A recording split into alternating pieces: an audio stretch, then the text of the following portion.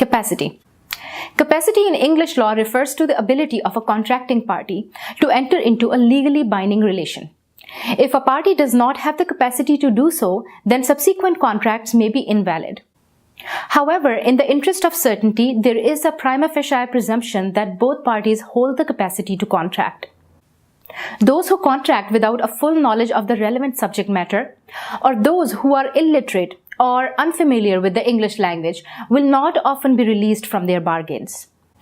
Certain persons do not have full contractual capacities. For example, the drunk, the mentally disordered, minors under the age of 18 years, unincorporated associations or corporations, the Crown, public authorities.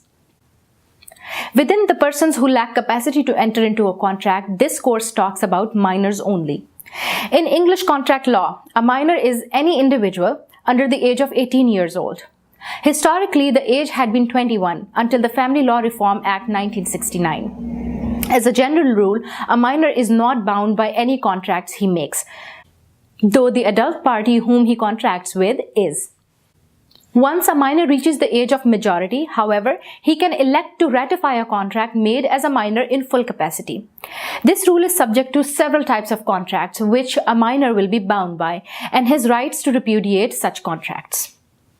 While discussing capacity of minors, it is important to look at three types of contracts: contracts of necessities, contracts for employment, and finally repudiation. Minors are legally bound where a contract supplies them with necessaries or goods and services which are deemed necessary or beneficial to them. As far as contracts for employment are concerned, a minor may enter into a contract for employment and be bound by it where it is for his general benefit.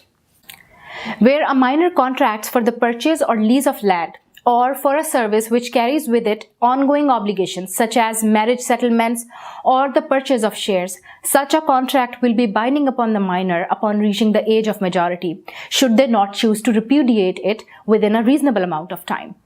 The amount of time which is deemed reasonable is circumstantial, though it is clear from Carnell versus Harrison that acting upon an agreement while not knowing of the right to repudiation is not sufficient reason to invalidate a contract. Financial obligations which fall before repudiation are binding on the minors. A minor in an agreement to rent a flat may be sued for non-payment of rent. Financial obligations which fall before repudiation are binding on minors. For example, a minor in an agreement to rent a flat may be sued for non-payment of rent.